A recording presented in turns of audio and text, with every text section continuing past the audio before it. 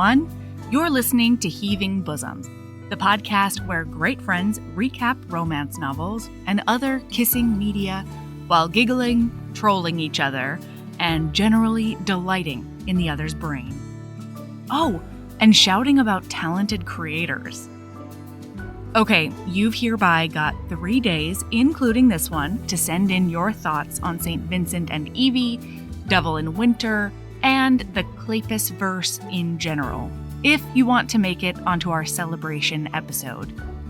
Honestly, I'm so excited to St. Vincent Would Always with all of you. You can email a written missive or send a voice memo or video of yourself to actually hear your beautiful voice on the podcast. Everyone who submits is going to be entered into a drawing to win a St. Vincent Would Always care package. So, if you need the extra incentive, there you go. Care package, you ask? Absolutely, friend. It's in our Etsy store. If you want to be the St. Vincent we all want to see in the world, either for yourself or a friend, we have a Devil in Winter themed care package that has a luxurious book, planner, or e-reader sleeve with original art, a custom candle made by an HB, an enamel pin designed by me, stickers, and a bookmark. You can get any of those on their own as well if you don't want the whole shebang.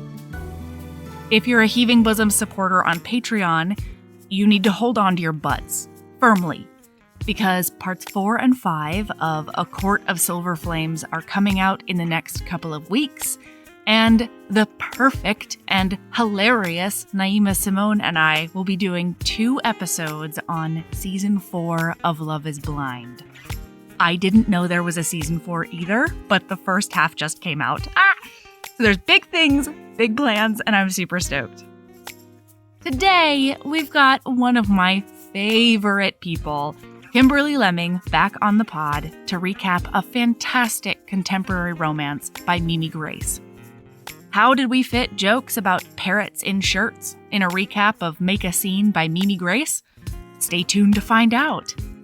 Surprisingly, Mimi did a lot of the heavy lifting for us. Here we go.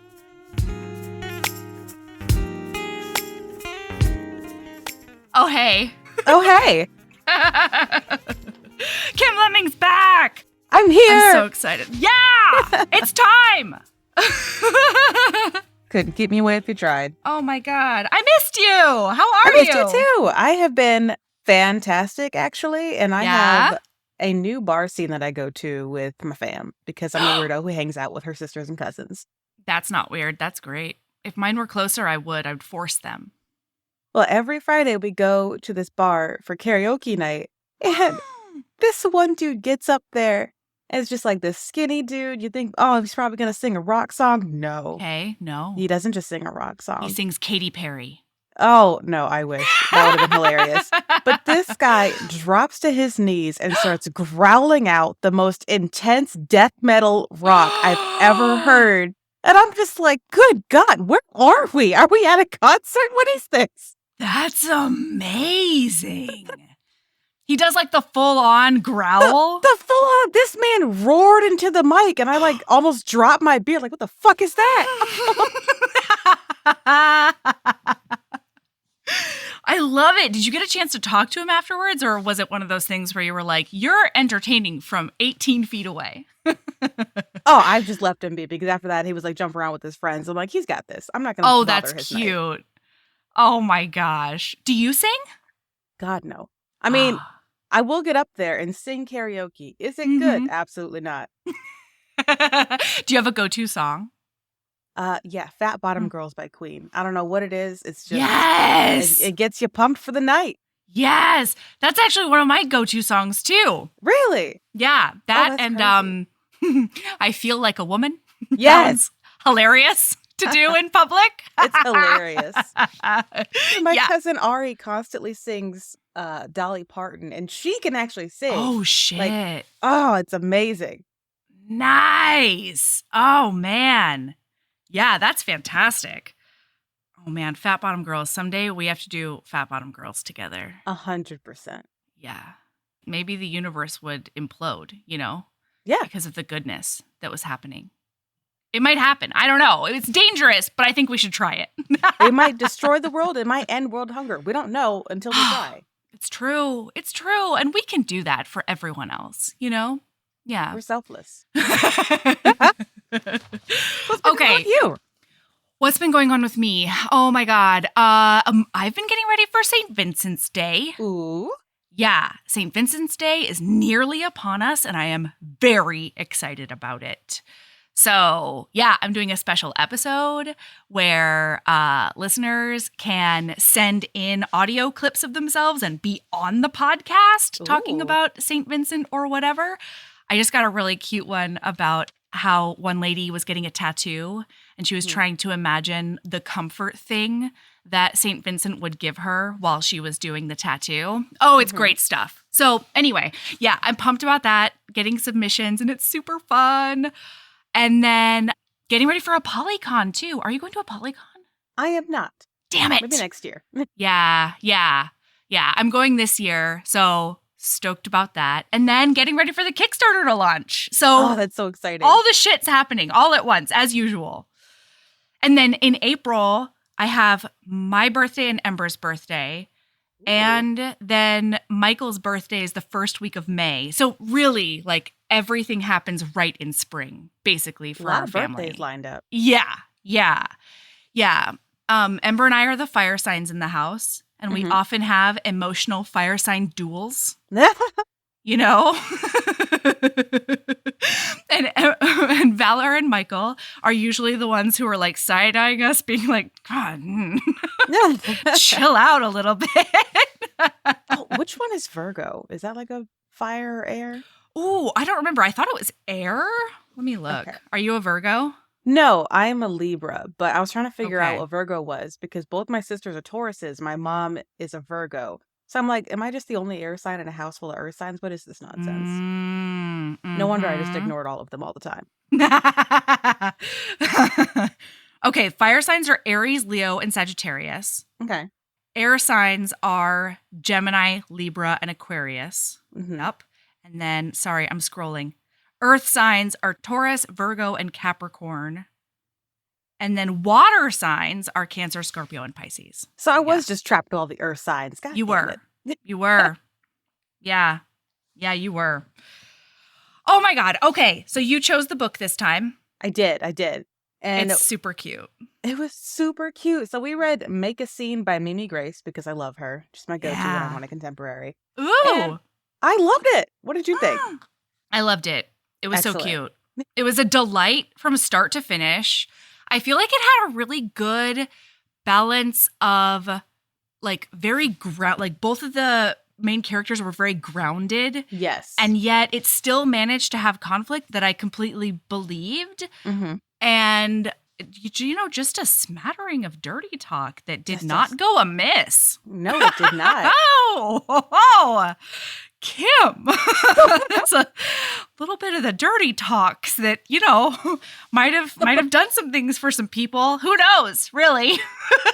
Well, I do love a good dirty talking man. And Duncan did not disappoint for 1 second of this book. Did he disappoint us? Even a second. He did a private dirty talk. He did some public dirty talks. Yes, he did. Like, it was great.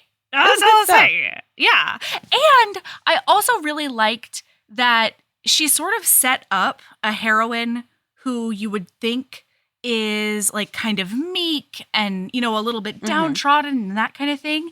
And yet I loved that Retta was so just like bold and I'm going to tell you what I need. Yes. And, I'm going to take the chance and take my swing. And if it doesn't work out, I'll lick my wounds in private. Sure.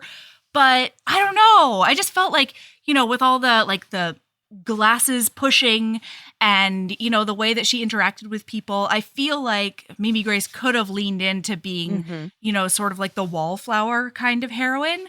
And she didn't. And it was really nice. It was. Yeah. Okay. Should we tell the people about the book? Yes.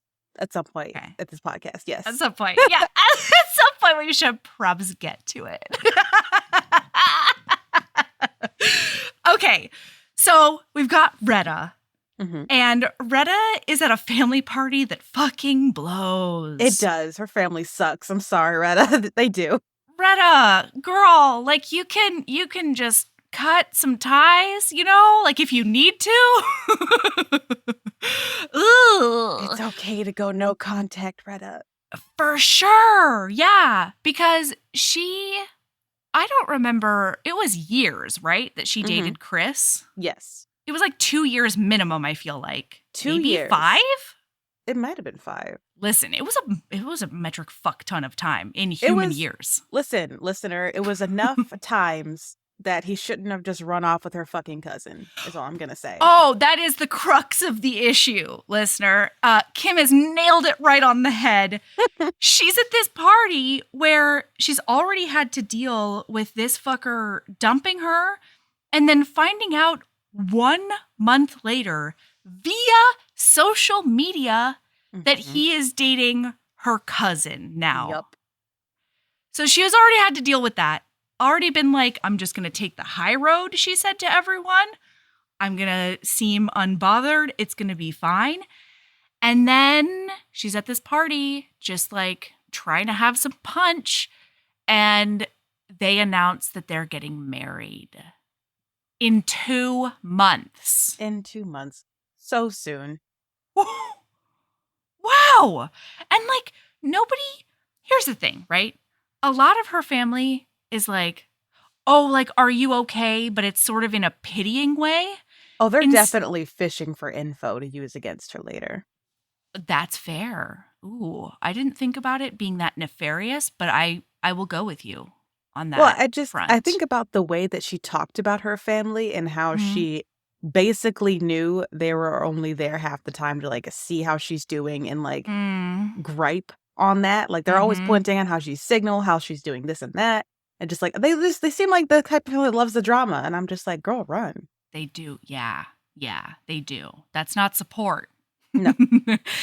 And well, the reason that I completely agree with you there is that in addition to only being there sometimes with her, they're always saying, Retta, are you okay? You're the problem here. Yeah. Instead of being like, Irene, you're a fucking mess. And stop being so out. Like, be conscientious a tiny bit. I can't even make words about it. Also, don't get married to a man after 2 months. I mean, there is that. Yeah, they are. They are going real soon on that front. I was wondering if she was setting up like the book after the next book, maybe. Could be. You know, I just hope they weren't cheating because if so, I will not read that book. Anyway, that would be rough. We are delving really hard into like the first 5 pages of this book.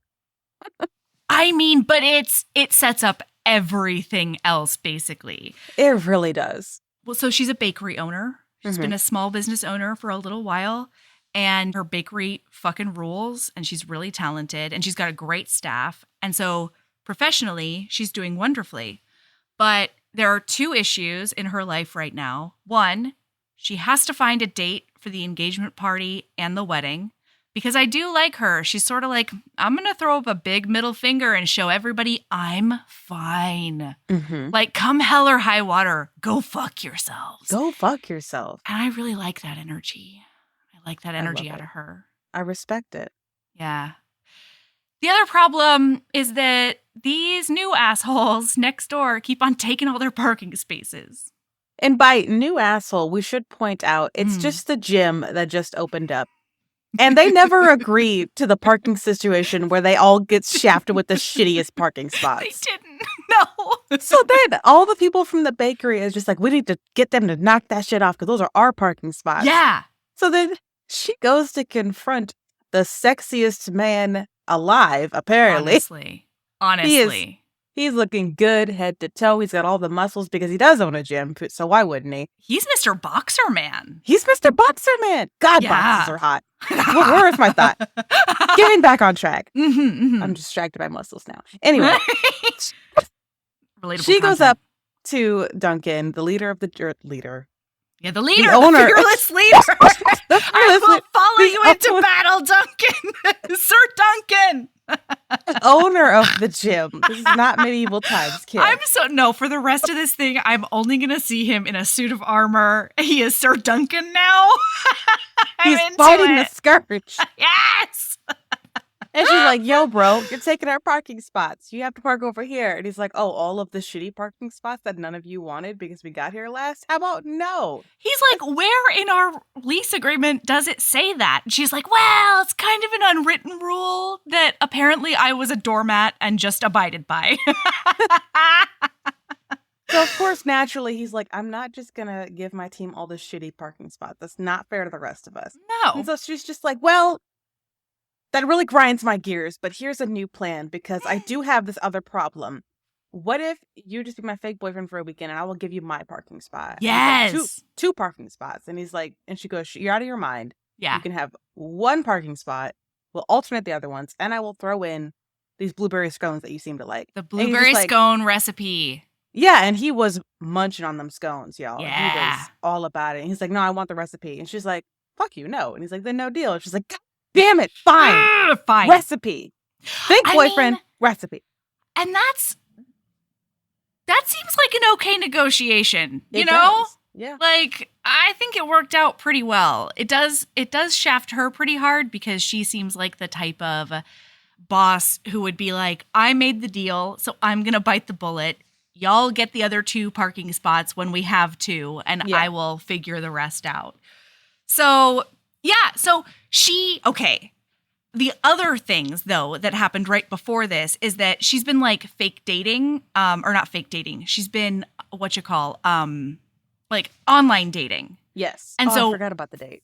Well, no, it doesn't matter. So for romance reasons, she shows up to what's supposed to be an online date, and or a blind date now. Mm-hmm. And he's, like, supposed to be wearing a red jacket and holding, like, a specific magazine. And lo and behold, there is Duncan, this like 6'3", dark-skinned, muscular, beautiful man.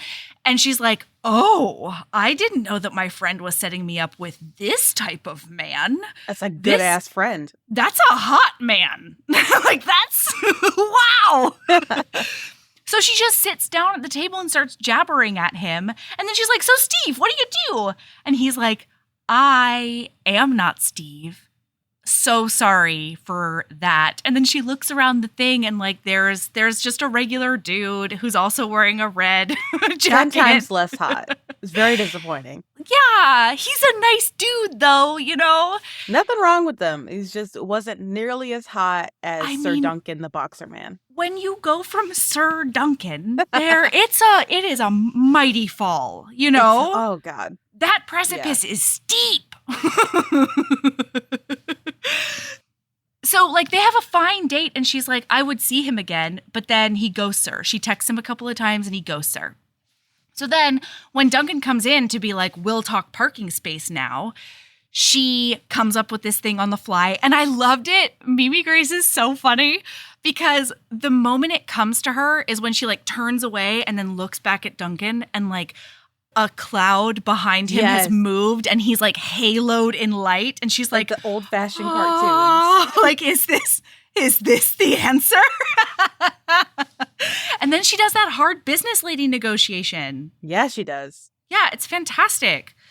So he goes for it. It's going to happen. And they decide that they have to go on, you know, they have to spend some actual time together to make it believable. Right, because, you know, reasons. They just want to have a trial date. Because these two idiots, they are so intent on just fake dating, but they also want to fuck each other's brains out like nobody's business. I mean. Because it's a dual POV book, and the entire time there's someone just in the room. They are just desperately trying not to rip each other's clothes off. Yeah. And it's honestly embarrassing for the both. It's embarrassing, but like only in their head parts. And that's nice, you know? They keep it together. Run into a wall at some point because he was staring at her tits? He did something. There was something like that, and I can't remember what it was, but you're right. No, you're right. Yeah. And it was cute because, like, such a hot man. Mm-hmm. I love it when they're awkward and clumsy about it. Yeah. You know? It just, it's cute on, like, a regular person as well, but on a hot person. Doubly hot. something about it. Just like, Mhm. because it takes him down a peg and makes him seem Yes. more attainable. Yes. I think that might be it. I think I nailed it just now.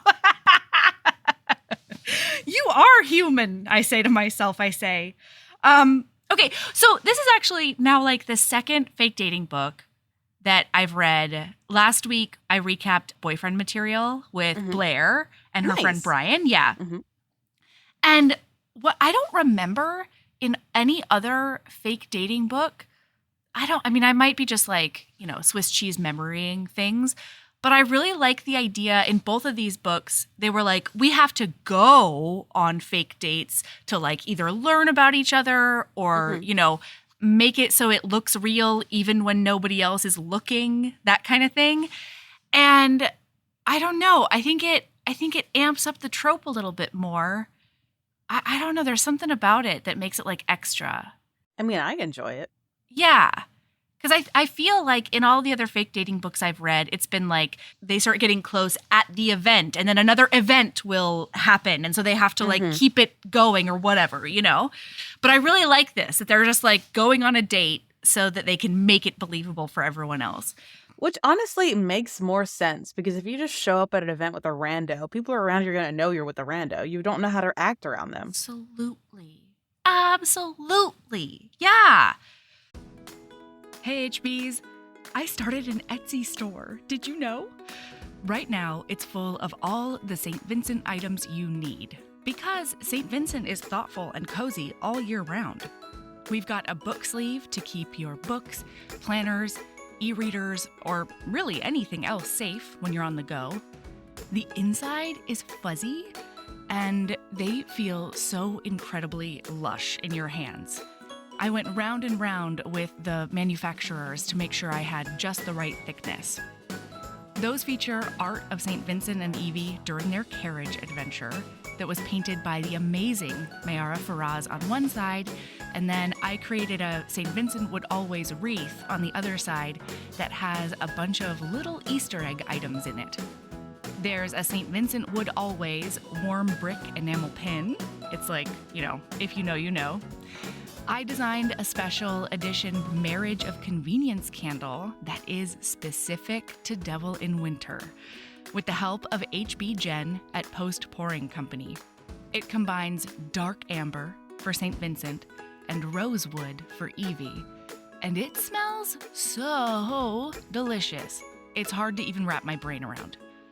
So if you want to treat yourself or be the St. Vincent you want to see in the world by getting a care package for a friend, check out our Etsy store.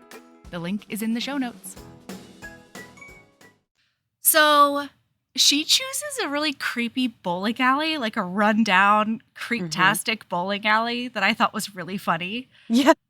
Especially since it seemed like her strategy was just going to be asking him all the questions. That cracked me up because she Uh-huh. was just like rapid fire asking him questions like, what's your shoe size? Where did you go to school? Da-da-da, da-da-da. So finally he just like pauses her and he's like, do you want to like bowl, spend some time together?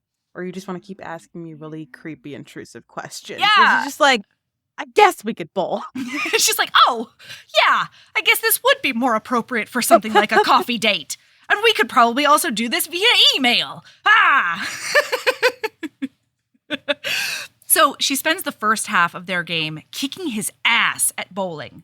Just rubbing his nose in it, too. And like unexpectedly, she even surprised herself. Mm-hmm. And yet she was still like, I'm throwing down right now and you should be ashamed of yourself. And he was until he started coming back. Until he's like, oh, what was that about me being ashamed of strike after strike? She's like, you know what? Shut up. You talk a lot. It's so true. Yeah. So then because the bowling alley is creepy and run down, something mysterious breaks and they get kicked out. They do. So she's like, I guess I will email you questions and you can reply. And he's like, yeah. Hold up. Tell me everything. This is the point where they get the bear, right? Yeah, the next thing. Yeah. So they're like gonna say goodbye and they're both in their cars. And then he's like, oh, there's just something in my body that I can't put my finger on, but I feel like this date shouldn't end, and I'm just gonna not think about it, and it's fine. It's right. It was just so intent on getting in those panties. Like, it's called that mouth, though. Yeah, is So he gets out and he like knocks on her window and he's like, "I'm hungry is all. And there's a fair over there. And I was wondering if maybe you wanted to eat funnel cake or something." And she's like, "Yeah, sure. That seems fine to do with another human for no reason at all that has to do with your penis."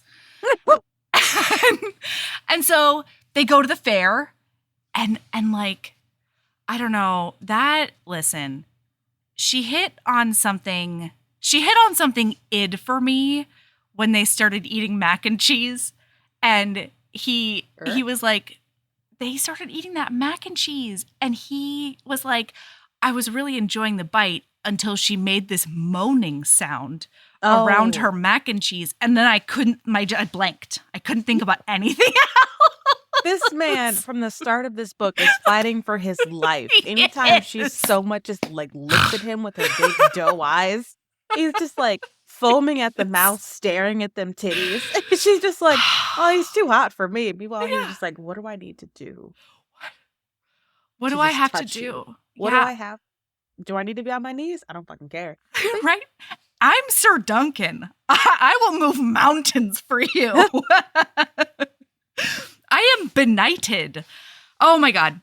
So then she sees a punch a something game. And if you punch it hard enough, then you get a big stuffy. And I guess her niece is obsessed with parrots lately. And there's like a fuck off giant human-sized parrot on the top row. Mm-hmm. And so she's like, I'm going to go get that parrot, even though everybody knows that fair games are rigged, everyone. They are. They're rigged. Don't get sucked in by them. Oh, man, we took Ember to his first fair this summer. Yeah. And trying to get it through his sweet, sweet, naive brain that, like, it's a racket was A, very difficult, and B, a little bit demoralizing, you know? Like taking the magic out of his sweet face, but honestly, it's worth the $25 I saved on him playing games he would never win. Honestly, just wait until the statute of limitations is passed. It's fine. Ooh, yeah, tell me everything. Just wait until he's like in elementary and goes to school at like or goes to a fair with like some friends, and one distracts the guy and the other goes in the back and gets the stuffies because we know it's rigged, but we want the toys. We're kids. It's fine. That's right. Rob fair people is what I'm saying. Don't actually do that. I love a caper, you know, and an adolescent caper, even better, frankly. We were just wee things. That's fine. Mm-hmm. Mm-hmm. Listeners, yeah, I bet you weren't even adolescent at that point. No, I was like 7. Listeners, for just clarity, don't rob fair people. Don't rob fair people. Rob fair people. Look, it could set you on a trajectory that is not Kim's. Like, Kim, she got her life together and she got on the straight and narrow, you know? And now she's a real life author who's just bringing joy to everybody. But it could have gone very differently had she continued down that path. I could have been in clown jail. That's what I'm saying. Clown jail. The shoes don't fit anyone. And I have such small feet. It would have been a nightmare. A nightmare. Ah, everything just randomly squirts water at you. What else happens in a clown jail? They just taunt you with the honking noise of their nose, which would drive me insane. In like honestly, 5 minutes, I'd go in for robbery and leave a murderer. I wouldn't be able to handle it. Yeah, that's fair. God. I'm glad we were just throwing down some lessons today. Keeping people on the right track. Stay out of clown jail, kids. Yeah. Look, they don't have to listen with their earbuds in for this episode. Frankly, make sure your kids hear this. So,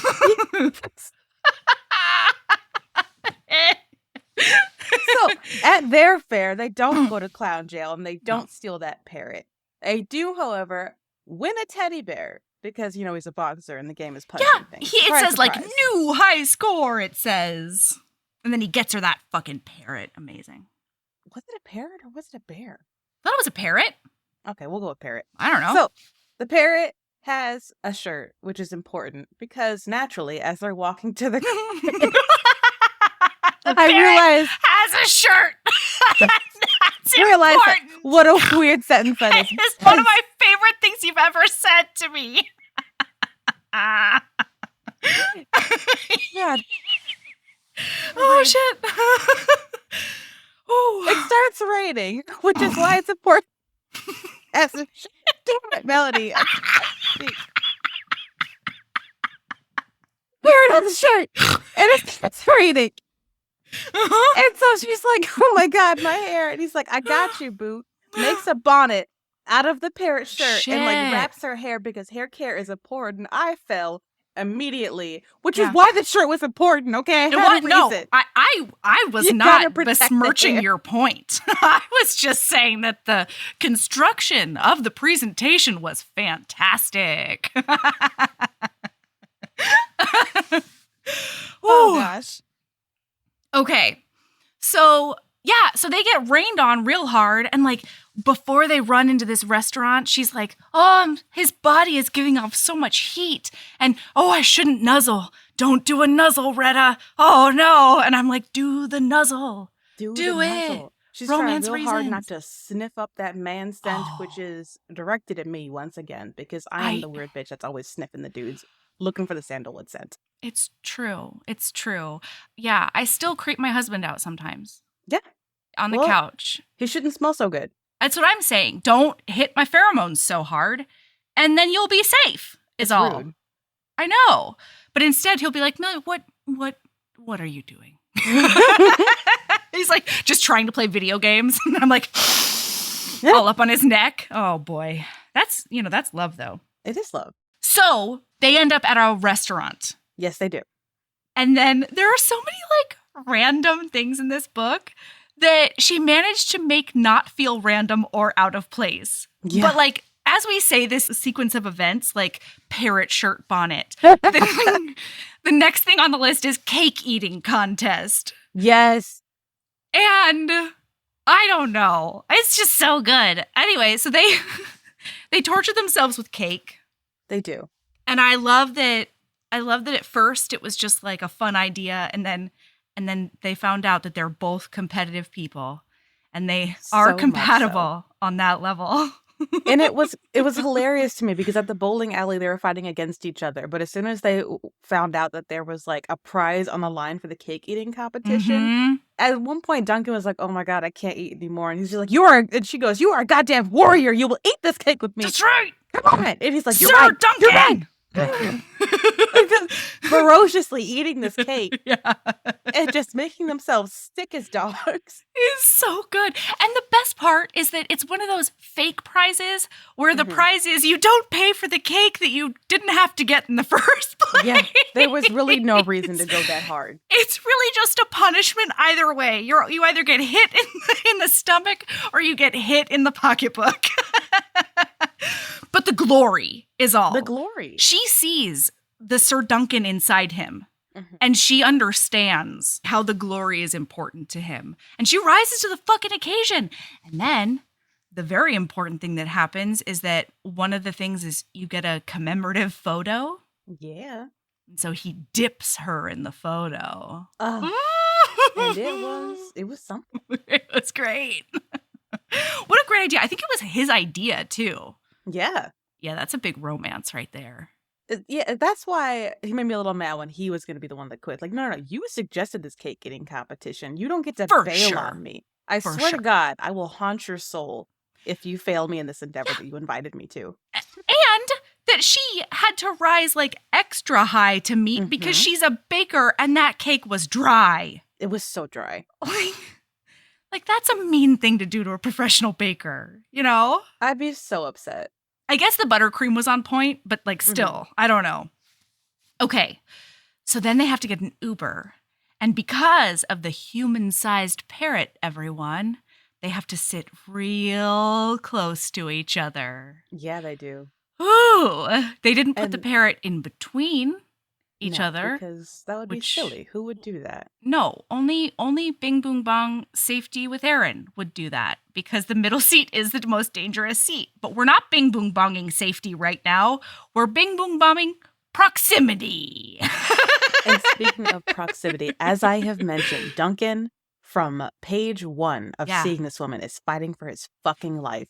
And now she is sitting next to him with a wet shirt. Oh my God. I forgot it was wet. Oh, Yeah. shit. Yeah. Oh my God, So- that makes it even better. He is like desperately trying not to stare at the outline of her tits. Honestly. And she goes, "Oh, you have cake on your face." Oh, you smell leans like in. cake. Well, because he's leaning in to kiss her. He's leading in because he can't resist anymore. Yeah. She's like right next to him. Yeah. She's all wet, looking all sexy, and all of a sudden she Yeah. goes, "Oh, you have cake on your face." Leans in, licks it off his cheek. She does a big awkward turtle on him Yeah. and like panics when he goes to kiss her and licks this poor man's cheek. And you can just feel him trying not to orgasm in the back seat of that Uber. Like, it's just like, she licked me. He literally said, like, my mind whited out. Yes. I didn't know what to do. Oh my God. Yeah. And meanwhile, she's like, I might never see this man again. Like, at least not close by. He might run in the other direction every time I see him from now on. And meanwhile, he's like, I've experienced her tongue. Oh no. What do I do with this information? Oh, God. How can I not stare at her now? Oh God, it's so funny. Yeah. Oh my God. And my note is goes in to kiss her and she licks his face. And then my quotation for what she says to him, which is not actually a verbatim quotation, is frosting, nothing to see here. Yeah, because she just bounces out of the car. It's fantastic. Yeah. My note is right here. It's literally just, man is losing his fucking mind at her beauty. And she just licks his cheek. Who does that? Oh, it made me so happy. Oh, shit. Okay. So now the next time they see each other, a couple of days later, is out in the parking lot of their shared workspace. And he introduces her to his sister, Gwen. And then as soon as Gwen leaves, he's like, so are you ready for our second date? And she's like, I don't know what that means. Because when they were doing the punch 'em up game, he asked her if she'd ever seen Rocky. And she was like, oh, no, I haven't. And he was like, well, no, you're going to see it. I'm going to make sure you see it. Yeah. So his second fake date is a movie time with Rocky. And she's like, I suppose we could do that. And like, what a great day. You know, you're just like killing it at work. And then you leave and you see this man and you think to yourself, I got to bite the bullet and find out if he's ever going to speak to me again after I licked his face. And you walk away from that conversation with a date, a fake one. I'm so sorry. That's a good day. But this is where I started calling these two Tweedledee and Tweedledum. Yeah, for sure. Because their whole thing is like, yeah, we're going to keep this fake dating. We're not going to smooch on each other. But we are going to snuggle on this couch and watch a movie. Yeah. I did lick his face and he invited me back for more. But like, does he think I'm attractive? I just don't know. And I'm like, baby girl, are you Ma'am. lost? Ma'am. What's going on? The fact that I don't remember whose apartment did they go to. Was it her house or his Hers. house? Yeah, hers. Okay. Well, they so- go to hers because she's like, I have scheduled to watch my niece and nephew later. So I have a cock block built in. I'm not going to do this, bloody blee. And I'm just like, you're still gonna do it. Like, come You're on. still going to do it. Now, admittedly, I have been out of the dating scene for a while. Sure. But if I am so much looking for a fake date, that man isn't coming to my house. No. Coming into my abode with all of my No. things on my cozy couch to watch a movie. Are you I am not insane? cleaning for him. No. Not No. a fake date anymore. I don't care what's going on. That's a real ass Absolutely. date. If you are in my home, snuggled up on my couch, that is a date. That's a date. Yeah. I have cooked. I have cleaned. At that point, it's super a date. And it was before you even got here. Yeah. God. So he shows up and she's making donuts for her niece and nephew. Okay, Retta. No, you were not. No, you were doing you weren't. a really hard, I'm a talented baker flex right in his hot face. And like, just say it. Own it. Own it. Okay, miss, I'm just going to make this man delicious treats in my home that I invited him to. Fuck off. Just really casual stuff, just making from scratch donuts. Homemade donuts. Honestly. There's a ganache. Gosh. And I really, there was a moment where I was like, Mimi Grace, are you gonna reverse the trope where like you have her put her hand over his to like stir the ganache or whatever? It didn't happen, but it was still perfect. It was. Because he does help her make the ganache. Oh, it's so good. And then they go to start watching Rocky, and then the weirdest shit, I'm sorry, I've ever seen in my life happens. Tell me and everything. that is that like basically her shame porn is on her TV when he turns it on. He turns on her TV. And I think it would have been less embarrassing had it just been straight up porns.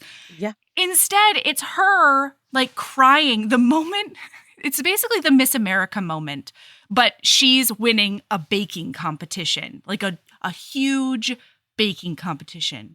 Like nailed it, but for really talented people. Like, what's the one? The Great British one, except American Great Times. British Bake Off? That's the one. Yeah. Yes. She's winning one of those. Yes. And she does like the oh, that old thing. He's like, what's going on here? She's like, oh, that's that old thing. I just won the Winner Bakes All competition, which is the name of the show. Yep. How is there not a real show called Winner Bakes All? I don't know. That's a travesty. It is a travesty. And I'm just realizing this now. Retta totally had that plan. Like, this bitch is out here trying to get that man, even subconsciously. She's making donuts. She's showing off her winnings. He's in her house. I'm just like, oh, fake dating. Okay, Yeah. fuck both of you. I don't believe this for a Retta. second. It's so true. So she has to tell him this story about how basically like right around the time, she doesn't tell him this, but like for our purposes, right around the time she got broken up by Chris, she wins this huge baking competition that basically turns you into the next Emerald. I have no chef or baking references. All I know is none Gordon of them. Ramsay. We'll say she was going to become the next Gordon Ramsay. The next Gordon Ramsay. Like, one bitch got a cookbook, a best-selling cookbook. Another one, like, you know, it's really serious business to win this thing. Mm-hmm. Except that right before her season was supposed to air, the host got, like, brought up on fraud charges or something. Oh, yeah, it was some bullshit. Yeah. So they just canceled the entire season. So she won this thing, and no one knows about it. So she doesn't get any of the publicity that she could have had she won it. And he's devastated by this. As he should be, because Yeah. that is heart-wrenching. It is. Yeah. Especially because he knows how important her work is to her. Mm-hmm. You know? Like, not just on a financial level, on like a core part of her personhood level. It's really important to her. So yeah, they start watching Rocky. She falls asleep 30 minutes in. So quickly. So super quickly. And like, you know what? There's not even been a montage at that point. I forgive No. it. Yeah. Like, once you get to the montage stages, like, there's no sleeping. But up until then, I'll forgive it. So he lets her sleep. He doesn't fault her for sleeping, but he does stew on the injustice of her loss, basically. Her win. He is real but mad loss. about it. Yeah, the whole time. He does a big Google on her. He's real big mad about it. And when she wakes up, I love it because she basically does a whoa, when did I fall asleep? And his first question was, you got the money though, right? And she's like, are you seriously still thinking about that? Like, yes, that's what I opened up my shop with. It's, I made the best of a shitty situation. It's fine. And then, listen, she has to get something off a top shelf maybe, right? Yeah, something like that. Yeah. And instead of asking the hot, tall man, she's like, I'm self-sufficient and I rule. And so she hoists herself up onto the counter and he automatically, just instinctively, he's right behind her, ready to catch that juicy peach should it fall. He was so ready. He was ready. He was poised to pounce, really. And she doesn't fall. But when she gets back down, they're pretty close. They are super close because, again, he is drawn in so hard by her that he's just like all up on her business when she's literally just grabbing something off the top shelf. Yeah. So she turns around to this hot wall of man like, hi. Oh, hello there. And they do a tiny bit of banter. And then he says, if you keep looking at me like that, we're going to have a problem. Because and he goes, and we don't want that. And then there's a beat and she looks from his mouth to his eyes and she says, no. Retta! Because she has been on her game this whole fake date. Yes! That's called a victory. That's a hard-earned victory. Not even hard-earned. A well-deserved victory, I should say. And Miss Homemade Donuts. Come on. You boiled fucking oil, dude. Like, you had more skin in the game than you're admitting to. And so he just descends upon her. He can't handle it anymore. They do this big makeout, and they make out, and it's super, super hot. But then once he, pivots to, put her up on the counter, she just starts mumbling into his mouth, not by the food. Get away from not the food. Not the food. It was so perfect. And so then he takes her to the couch. Yes, he does. It's couch times. And, their shirts come off. It's 0 to it's on TM. Because they cannot help themselves. And at one point he says, let's see, what is it? Is this how you would ride my face? And I'm like, I nearly fell out of my bed at that point. I was reading last night before bed, and there was an actual lurch. And Michael was like, what's going on over there? And I was just like, nothing at all.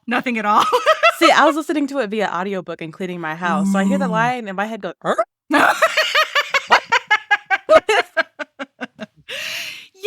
because I didn't know until recently.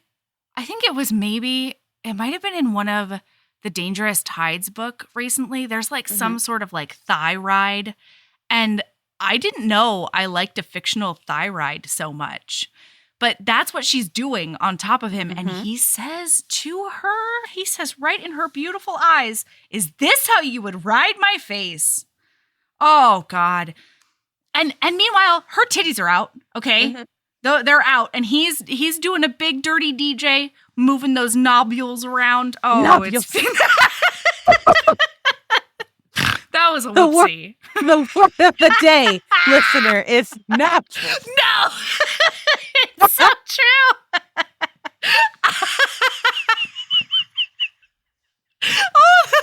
Welcome to Heaving Bosoms, where we have naturals and parrots with shirts. That's the one!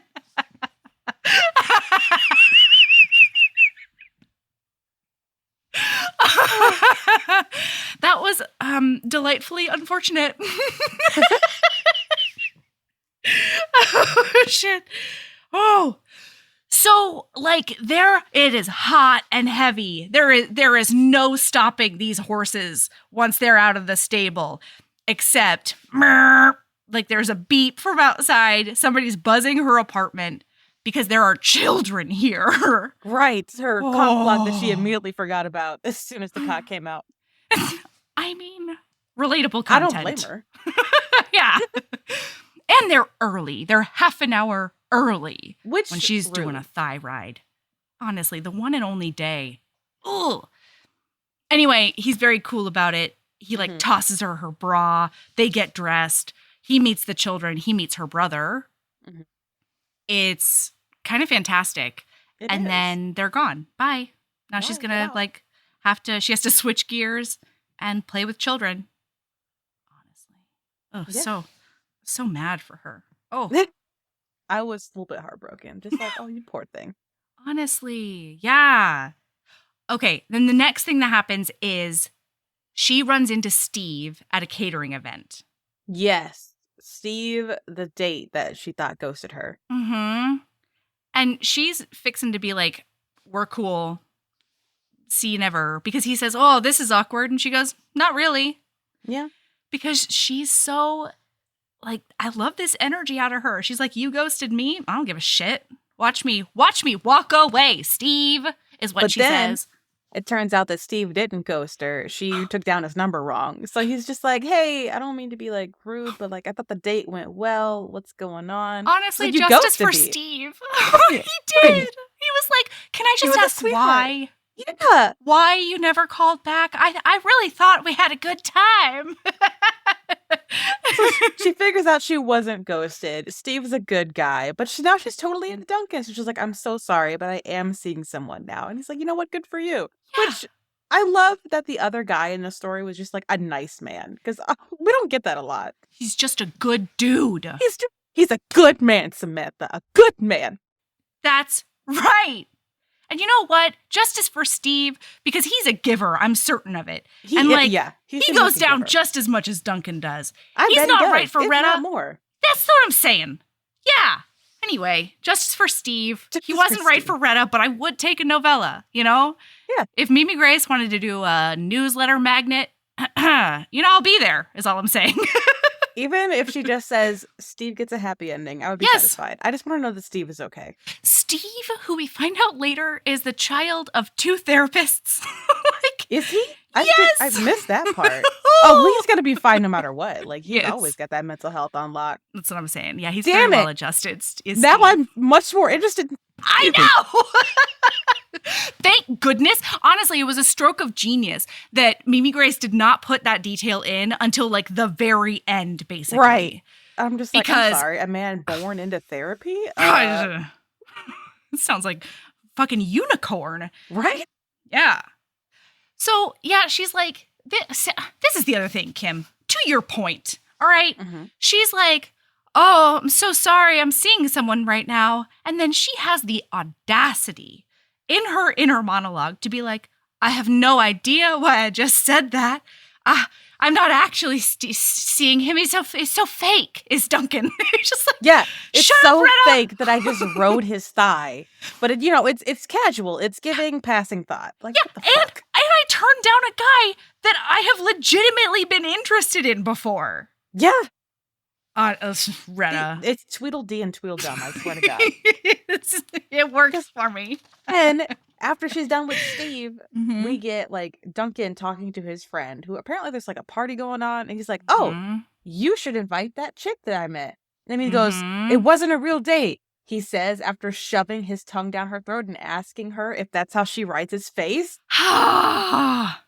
She's like, no, I can't invite my fake girlfriend to this fake thing because we're totally fake, and I totally completely haven't fake. seen her titties. Yeah, it's fake times. And Anthony's book too. Fuck yeah. Oh, I'm excited for that. Yeah, because every chapter with Anthony is fantastic because I feel like it's gonna be he's definitely a grumpy. I don't know that it's gonna be a grumpy sunshine, but he's certainly bringing some stern energy. And we forgot a bit. We have to go back to her talking to Steve because this is very important. Yes, the reason she gives herself in her head that she has to turn Steve down is that, well, I can't just say goodbye to Duncan. Like, he has my blueberry scone recipe. Like, oh yeah, and I'm just like, really? That's what we're going with? Yeah, he has the scone recipe, ma'am. Okay, moving on. It's not that I could be towed at any moment, anytime I'm at work. It's the fucking scone recipe. Okay, Retta. Fucking scone. Oh my God. Yeah. Oh, hey, HBs. I don't know if you've heard, but we have a Patreon. For as little as $5 a month, you get over 150 bonus episodes, most of which include Aaron, videos of regular episodes, author hangouts, and so much more. Do you want to hear Aaron and I recap every single episode of Crash Landing on You? What about a little film called Psycho Stripper? Do you want more recaps of ridiculous Thanksgiving and other holiday books and movies? And how do you feel about Naima Simone and I recapping amazing reality TV? All of that and more is on the Patreon. There's so much content at your fingertips as soon as you sign up. Seriously, hours and hours. Anyway, it's patreon.com/Heaving Bosoms Podcast if you want to check it out. And of course, that link is in the show notes. Keep being a badass. So, after this, her employees, they're all gonna go over there and do a group workout session because one of her employees has a crush on one of the trainers. Yep. And she's immediately like, oh, who though? I'm just asking for like the general knowledge of everyone and not specifically for me. Just wondering who you have a crush on. Thankfully, it's the red-haired dude or whatever.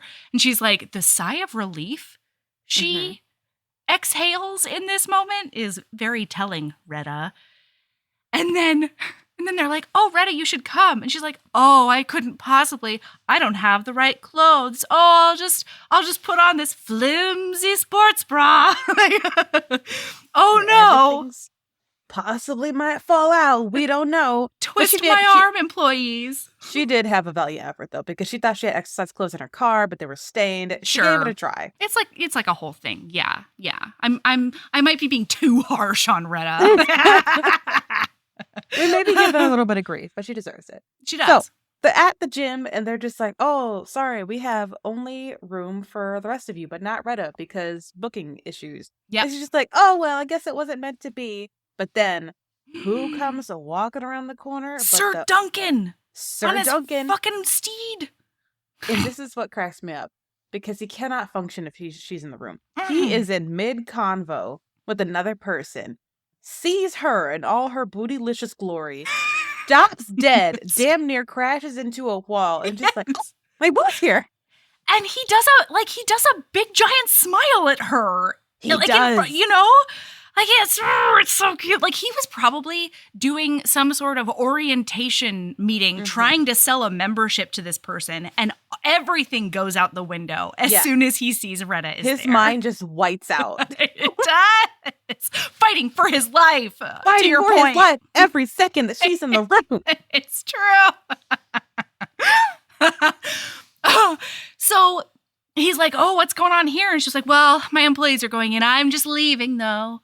And he's like, oh, hold on just a sec. I'm going to saunter my steed over to the front desk. And I'm going to get you into that class, no worries.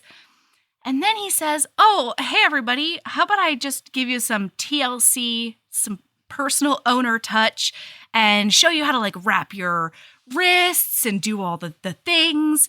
And he lingers on her hands, everyone. He does a hand linger on her. Does he even help anyone else with their wraps? Because that's what cracked me up. Just he's speaking to the whole class, looking directly in her eyes, only wrapping her hands in this very clearly erotic display. Those are her workers, mind you. Those are her colleagues. All her colleagues are just seeing her get felt up by this hot boxer. I mean... They make some sort of excuse to just like walk away from the crowd. No. It's even better than that. Okay. Sorry. So they start. He's like, oh, I'll just walk you as far as I can to your class, the class that you're all going to go to together. The rest of her colleagues don't notice that like she and Duncan just sort of naturally stop in their tracks right before like the stairs or something like that. So they keep going to the class and she stops and he stops and that neither of them know why they're stopping. And then she just looks stopping. Honestly. So they're in the middle of like a hallway in his gym. Okay. This is serious business times for him specifically right now. And all she does is turn her head and look up at him with her big doe eyes There's like a beat where they make eye contact. And then it is on TM in public. They just whoosh right together. They're smushing the mouths and they like frantically stumble into his office. I think they finally remember to shut the door. But they're just pawing at each other, and it is great. He does that desk swipe thing that everybody loves. I love the desk swipe. Honestly. Oh my God. He does a desk swipe. She gets up on that desk, and they can hear like the clamoring of weights or something outside. Mm-hmm. And he's like, oh, don't worry. I locked the door. Nobody's coming in here. She's like, good.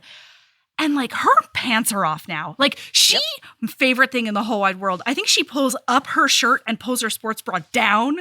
And she just makes a tit window. I love a tit window. Like, and so did he. Yes. He was all about that tit window. It was so good. And then he gets her pants off, and then he gets her panties off, and he's just and like I think he's been doing like a knuckle or something over the panties for a little while, and she's been moaning her head off, understandably. He does have to tell her to hush hush a bit, otherwise everyone's gonna hear him. He does it in such a sexily passive aggressive way that I was like, if this communication happens outside of the bedroom, I'm going to have a problem with you. But right now, that's hot. Because he goes, oh, do you want everybody to hear us? Is that your thing? And she's like, no. And like, then puts her hand over her mouth. And maybe he does that too. Listen, it's hot. It's good times is what it is. Wowza. And then pound. Yep, the knock on the door. Hey, are you busy? Fucking yes. Very busy. And so the person outside is like, oh, I have just something really nonsensical to go over with you. Like, it's really not a big deal at all. And he's like, I'll meet you in the staff room. Like, I just have to get rid of my boner. And here's where I fell for him because I wrote it down. Yes. She goes, oh, it's a sign. And in my head, I'm like, girl, shut up. And he slides up on her and says, who are we fooling? And she goes, my family? No, what I mean is, we're ridiculous for thinking this isn't going to happen. I want it. That pretty pussy wants it. Oh. And when it happens, we'll go slow and be as loud as we want. And she looks at him and goes, I look forward to it then. And I melted. Like, I'm seduced. He's about it. He's not pulling any punches. Get with it, Greta. Get with it. I mean, but like, that's the thing. She immediately does. Yeah. Because just as hot. Could you not? Just as hot as his thing was, hers was hot in a totally different way. She gets all like coy and businesslike and like, oh, I've got it fully together and you're going to have to work hard to make me be overwrought or it's hot. I look forward to it then. Yep. You minx. You minx with your tit window still out. I love a tit window. Yeah. Oh my God. We'll go slow and be as loud as we want.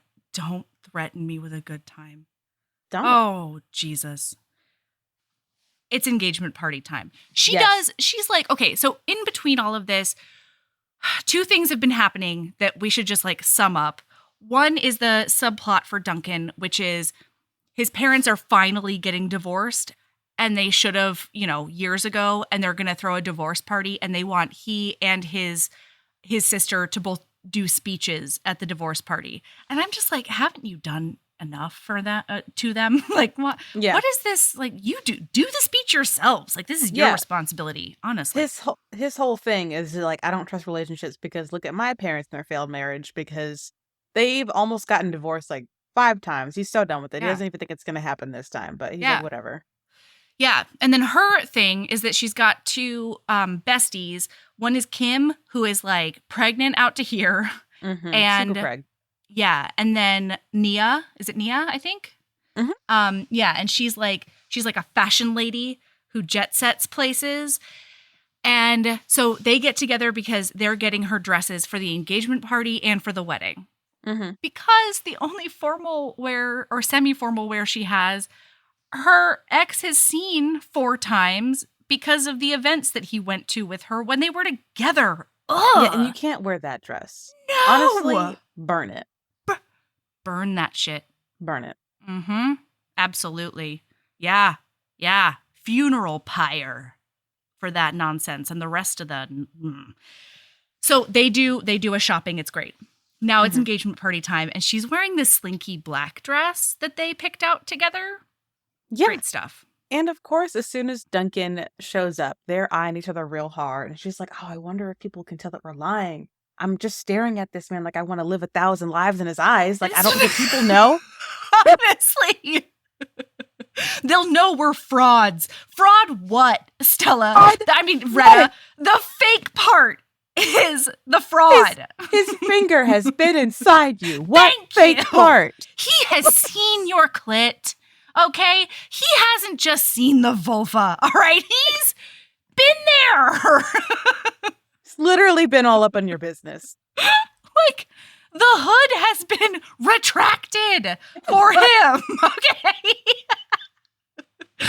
Honestly.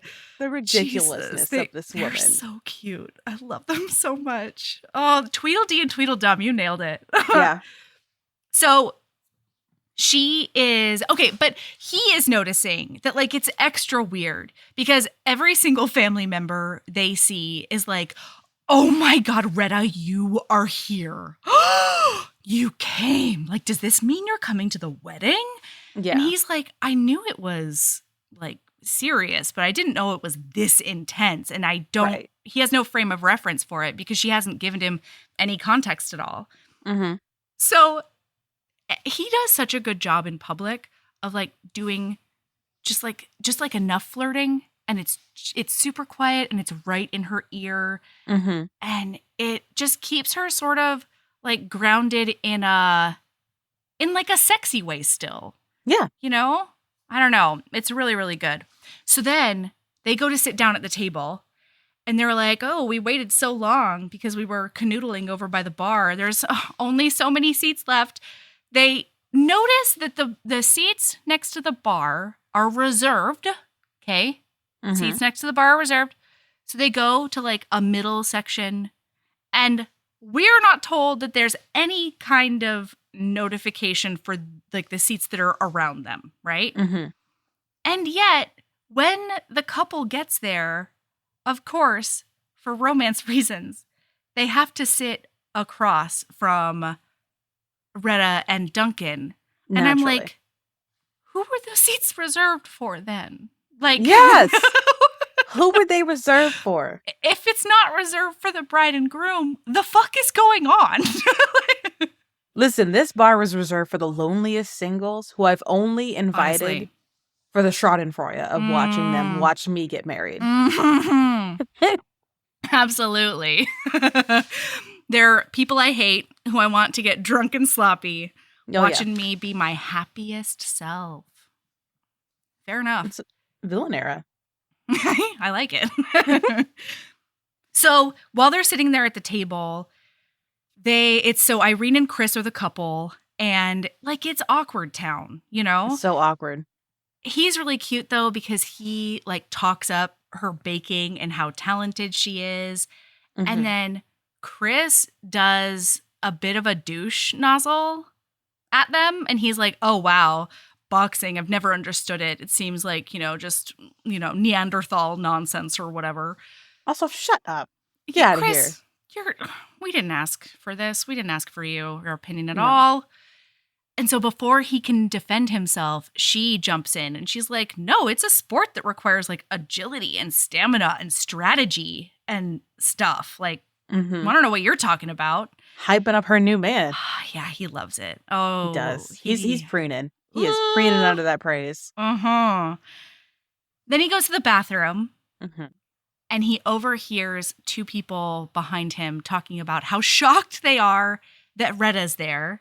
Mm-hmm. And at her name, he turns around a bit to, like, clock what's going on. And they're like, oh, you're her new man, right? And he's like, yep, that's me. Am boyfriend, doing the boyfriend thing.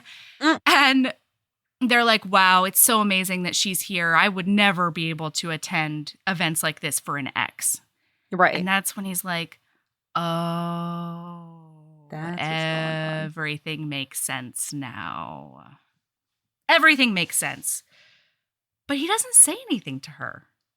No, because it's none of his business, and I respect that about him. I really liked it because it was also like Duncan has issues surrounding romantic relationships, but he's still emotionally intelligent. Yeah.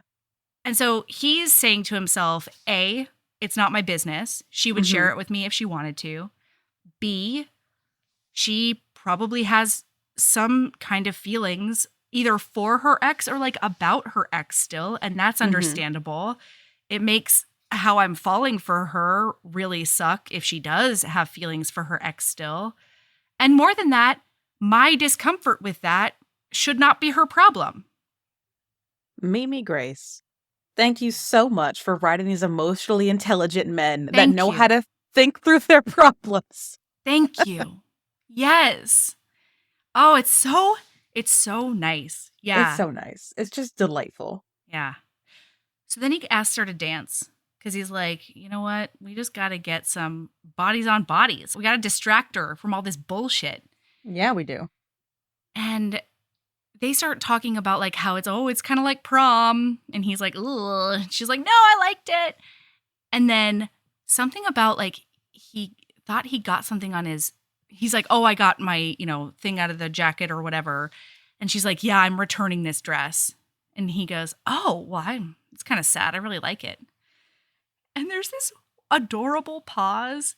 And then she goes, what do you like about it? Totally casual. Like, just if you were going to share that out loud, what would you say?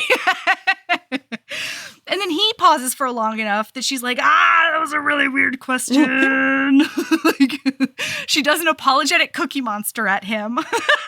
Oh my goodness. She's so cute. She is. And then he's like, no, don't worry. I really like that it seems flimsy and looks like it would tear easily or something like that. This man Mimi pulls no Grace. punches. Golly. Wow.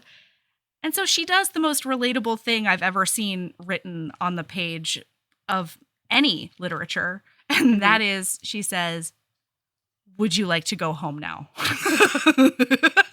Which, yes, thank you. Because it's about time. Yes. In this book.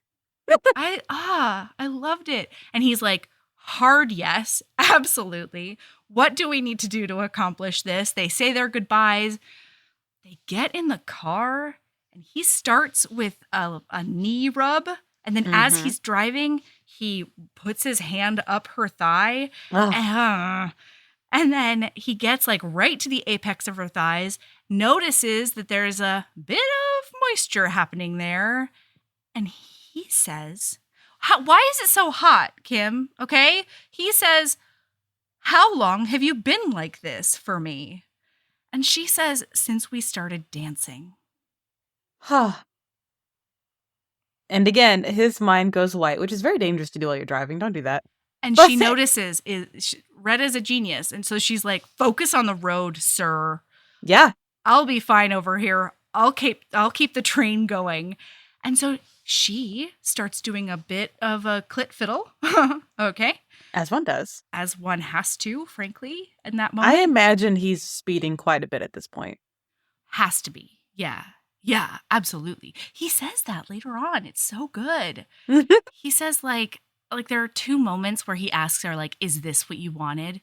One of them I think was earlier and it was like about his hard cock. And then this one. I wish everyone could have seen your face at that moment. That shit was... She looks off into the ether and does the eyebrow raise like, was it the hot cock? Like narrating a dick from the heavens. Honestly. It's a celestial being, I think. Oh, God.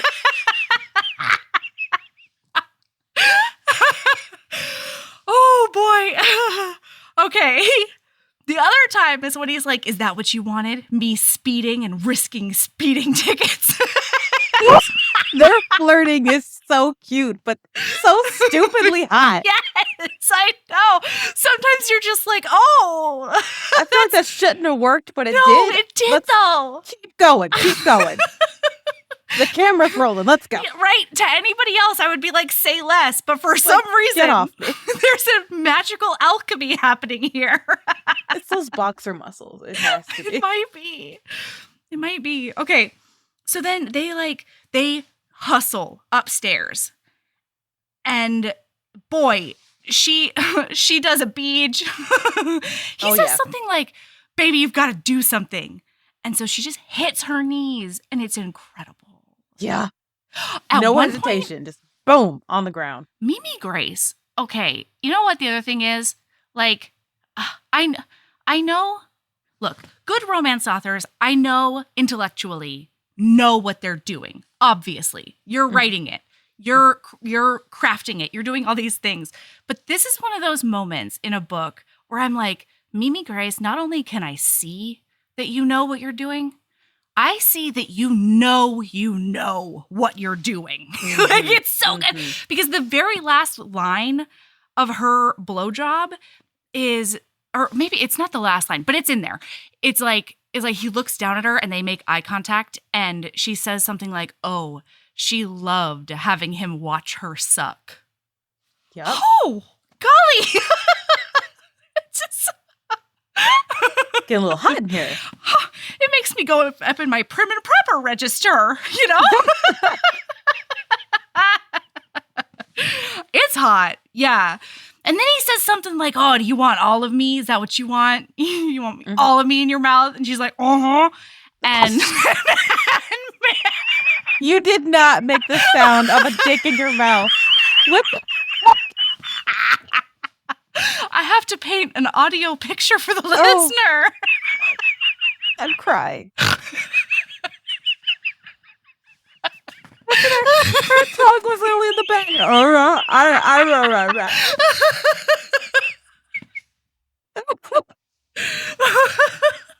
Yeah. So then he pulls her up and tosses her on the bed. He goes down on her. It's fantastic. Then they do a penetration. Wow. And he's Everything just dirty about talking her the whole time. Yeah. Like, the whole time. And he's telling her, doesn't he tell her, like, oh yeah, we're like, I'm not going any faster than this. We're gonna, you're gonna come just tease. Like this. Oh. He's gonna work it out of her, and I was very into it. Yeah. Wow. Yeah. So, now, after that, the emotionally impactful, the extra cherry on top moment is when they're going to sleep. He realizes that, unlike with all the rest of his partners he's ever had in his whole life, he doesn't want her to leave. He doesn't. He's really excited about the snuggle. It's probably because of them donuts. Yeah, that cake, you know? He's got to stay in it for the sweets. But yeah, then it's wedding times, right? Pretty sure, yeah. Yeah. Yeah, it's wedding times, yeah. So they're flirting up at the wedding as usual. Things are happening, but then she like stops to talk to the bride, just like, have some one-on-one with her cousin. And the cousin is just like, I'm so sorry this happened. We didn't mean it like that. I never meant to hurt you. And she's like, oh, that's actually a really cool closer. And this just she asked her cousin, like, so what is this about him? Like, what of all the people in the world? What is this about him? Yeah. Yeah. Huh? Don't ever say that to a bride on her wedding day. My God. She has a panic and then just gets up, takes off. She fucks off. She fucks off. Hard. And Greta starts freaking out like, oh my God. I made the bride run away. She's like panicking, full blown running around. She's gone. The bride is gone. What do we do? DEFCON most extreme, Retta says. It's like, what do you mean the bride is gone? Like, she fucked up. It was bad news bears. So and then when they go to tell Chris as he's like, he announces there won't be a wedding today or whatever. And then as he's walking out the door, Duncan notices that Retta like reaches for him a tiny bit, but he's too far away. He's just far away enough that she can't make physical contact with him. And so he's like, oh, snapsicles. That hurt This my feelings. sucks. She obviously still has feelings for him. It's brr. And okay, all right. Speaking, okay, though, we have to circle back to shitty family real quick. Mm-hmm. Because the reason she goes out to see Irene, like, who sees the bride before the wedding other than the bridal party? Fucking no one. No one. But her mom comes over with this random pair of earrings and is like, oh, please, Retta, you're the only person who's appropriate to take these earrings to the bride who's marrying your ex. How is she the appropriate person to deliver those earrings? The mom is a villain. Yeah. Like, did the bridesmaids die of botulism in between the morning and now? Like, what happened?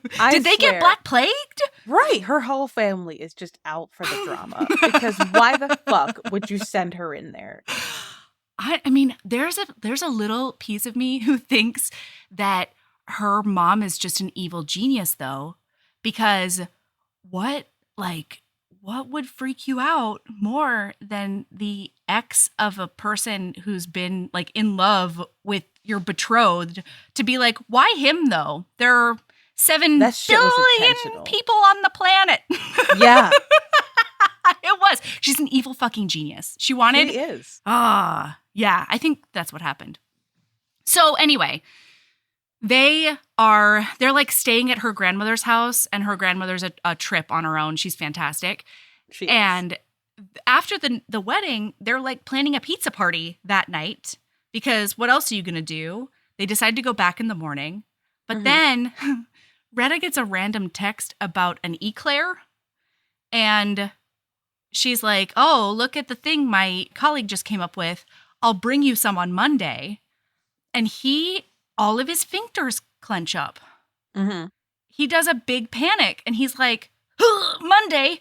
Oh, we didn't talk, like in his mind, he's like, we didn't talk about what the future would be and how weird it is. And she clearly still has feelings for Chris.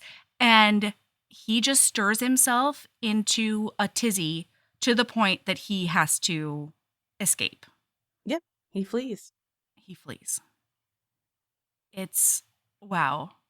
And meanwhile, she is having the same thoughts. So like, oh, we didn't agree what to do on Monday. Like, sure, we're still going to be friendly, but I guess he hasn't said anything. So it's overtimes because, again, apparently it doesn't matter that you lived 1,000 lives in each other's eyes and you've been dicking each other down. Like, what the fuck? You're fake dating anymore. Shut up. You've been real dating for a while now. Mm-hmm. Ever since, you know what? You've been fake dating since before the titty window. Yeah. Like, you've been fake dating since she mistook you for her date. It's true. It's so good. Okay, so a lot happens at the end that sort of like weaves a bunch of the subplots together that we haven't spent a ton of time on. So maybe we'll just rapid fire it. Yeah. He has his parents' divorce party. And a little while ago, Retta suggested that he like write a vent speech in addition to the speech he was actually going to give just for catharsis. And then he gets up there and he's just pissed off enough at his parents that he pulls out the vent speech. Yep. And like it was still very respectful, you know. Sir Duncan would never. Sir Duncan would never. He's just a good man. That's what I'm saying. Yeah. But it's still enough to be like, I'm realizing as I process this out loud right now that your toxic relationship has made me think that all love has to be tumultuous and toxic and unsafe, and it has to be this horrible thing. But like, it might not be, especially if she's like the most creative, smart, talented, funny lady I've ever met. And like, it's so cute. And you know what would have saved him from that problem? Tell me everything. If he grew up with 2 therapist parents. Oh, shit. Justice for Steve. Justice for Steve. It's true. Because that's the next oh, well, I don't have a fake boyfriend anymore, so I should probably think about getting a real one. And she calls up poor Steve, but he immediately is just like, so I'm getting vibes that, like, I have no chance in hell. Would you like to talk about why? Maybe? We can just sit on a bench and talk about why, if you want. God, Steve, you just deserve the world. I know. And she's like, are you sure you would, like, be up for that? And he's like, I've got 2 therapist parents, so it's really my jam. Oh, my God. He's an accountant with 2 therapist parents, which means that he is stable and emotionally intelligent. Somebody Justice for Steve. Jump on Steve. Honestly. Give him the coochie he deserves. Please. Somebody jump on Steve. Please. I need him to be happy. Maybe it's one of the bakers, you know? Who knows? Like, He deserves a baker. Yes, absolutely. So then he's like, my favorite though is that Mimi keeps it really simple. And by the end of this, he's like, so have you considered telling him any of this? Just like saying it out loud from your face into his face.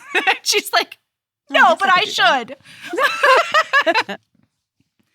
So then he has the same, epiphany. Chris comes to the bakery to be like, I might be setting up book 3 for a second chance romance that's maybe international. Listen, Mimi, whatever you want to do, I will read it.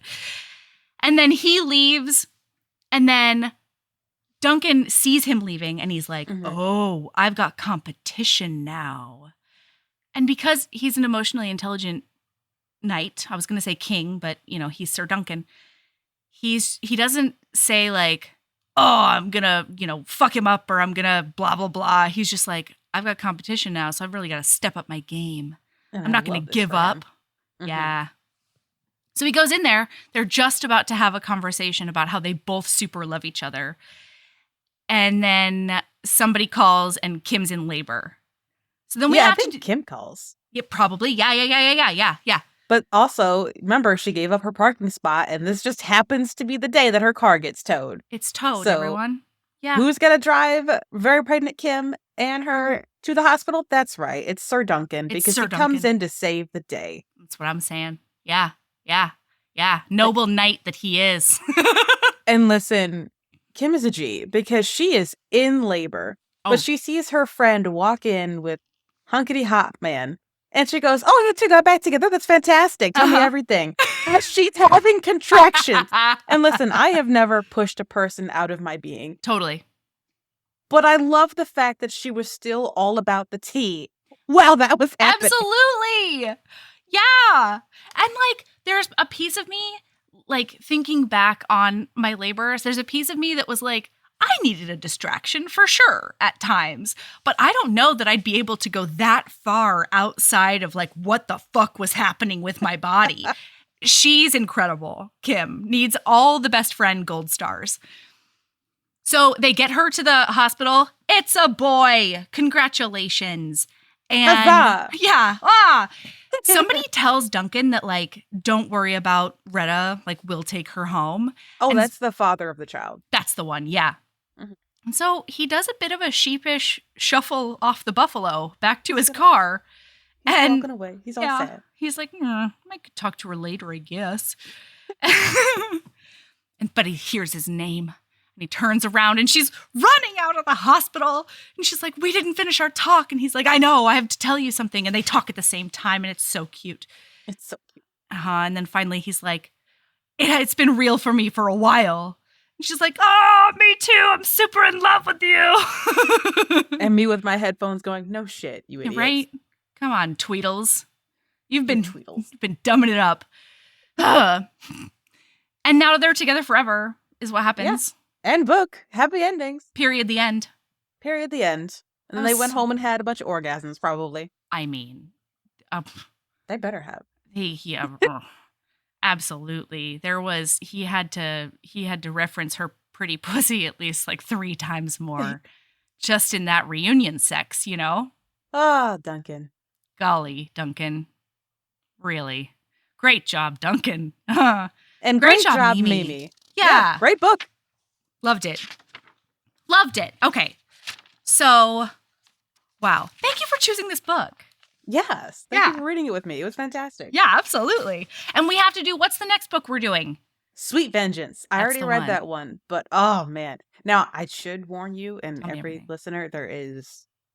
Okay, so basic plot of the book. She summons a demon to help her kill her rapist. So there is talk of essay. Fuck yeah. Sure. But no one is satisfied. I've never read a book about such like a dark plot to be such a sweet, comforting read. Oh, I love that. Oh, it just burrowed itself into my heart places. And it's been such a long time since I've just sank into a book. Oh, yeah. And I did with that one. So Sweet Vengeance is what I want to recap next. Yes. Oh, I'm stoked about it. Is that your lady love or do you have a different lady love? My lady love is getting an espresso machine because this was good shit. Yeah. And you got the legit one that has like the foam wand and everything. Yes. You did some learning today. I did. Okay. So listener, I set up my espresso machine before this podcast. Really was fiending for a cappuccino. Didn't realize I had to point the milk frother in the cup. So all my delicious foam milk did end up on my kitchen floor. But figured it out and I got my cappuccino. And now I am wired because I did a double shot of espresso. Hell yeah. I love that. Okay, so just FYI, I don't know if you know this, and if I'm coffee-splaining to you, tell me to shut my face. My mom we had like an espresso shop, like we had an espresso machine at a shop she owned when I was younger. And so I had to learn how to froth milk in the correct ways. And so there's a difference in the way you froth milk between a latte and a cappuccino. Oh, yeah. How so? So lattes are flatter. So you basically put it all the way down in the bottom of the cup and you barely like move it up and down to froth it. That's a latte. And then cappuccino, on the other hand, you barely put at the bottom. Like you might dip it down there and then bring it back up. But to make it really, really frothy and foamy and big, like you want, you have to really like work it. You have to work it more. I realized that was a monster cock HJ. That was about it. I don't think I have the option with this one. It's just like a slider that it's like, how much froth do you want? So that's cool. All the froth. Because I wanted all the froth. Yeah. Nice. When Michael got me my Nespresso machine, it changed my whole life. It was the best. He's such a good gift giver. He does seem like it. But I think we were chatting on a different podcast sometime in the past. Yeah. You mentioned that he got you an espresso machine. I have been thinking about that. Yeah. Since it happened. And so now I'm just like, you know what? I've got some extra money. I'm getting myself an espresso machine. Yeah! I deserve fancy coffee. You do. And frankly, I'm too cheap to actually go out and get myself fancy coffee every day. But it's so much cheaper once you like make that investment. Like, Jesus. It's going to save you in the long run. It will. Anyway, what's your lady love? I'm so sorry. My lady love is a dip nail polish. Ooh. Yeah, I got a kit from an online, and it's a dip kit. And so, because I guess I'm really hard on my hands, and even like the gel nail polish will only last me like 6 hours. Fair. So this stuff is, I think, technically gel, but it also doesn't need a UV because Kim, would you like to know how white I am? How white are you? I'm so white that I have been burnt by the UV cooker things for a gel nail polish. It's ridiculous, frankly. Like I got a minor sunburn on my first knuckle because of the curing of the UV light. It's bullshit. Anyway, so because of that, I got this dip kit. And it's really cool because like you put the nail polish or you put like a liquid on and then you dip it into the powder and then you do that like 3 times so it's nice and thick. It's almost like an acrylic, so it's like really fucking hardy. Ooh. And it rules. I'm so into it. It's so easy to do too. It was really nice. So that's my lady love because I feel like I can now have painted nails whenever I want. This for you. Yeah. And it hasn't wrecked my nails either. Ooh, bonus. Yeah. That's intense. Yeah, gel always wrecks my nails and this one hasn't. It's incredible. So yeah, that's my lady love. I'm very excited about it. Love this. All right. Kim, where can I find you? You can find me everywhere under Kimberly Lemming. TikTok, Instagram, Clapper, in case TikTok gets banned. Yeah. All the things. I'm mostly active on TikTok and Instagram and Twitter. I also have a Facebook. I'm not on it much. But yeah, everything is under Kimberly Lemming. Nice. And you can find Heaving Bosoms at Heaving Bosoms on Instagram, at Heaving_Bosoms on Twitter, but I'm not great at Twitter. And Facebook too. I'm also not super great at Facebook. I just try to hang out in the cult. That's mostly where I am. Yeah, that's the only place I am, frankly. There you go. So yeah, find us there. I'm doing a lot more on the social medias, and I'm actually very proud of myself. Anyway. You should be. So, keep being a badass and love yourself as much as you love a man just fighting for his life. Yeah. Love yourself as much as you love parrots and shirts. Yeah. Oh no. I think I actually maybe broke my microphone. I was so loud laughing. No, I didn't, but it's gonna be, I'm gonna clip hard. Yeah, you may have to clip some of my laughs. I have been full belly cackling over here. Oh shit.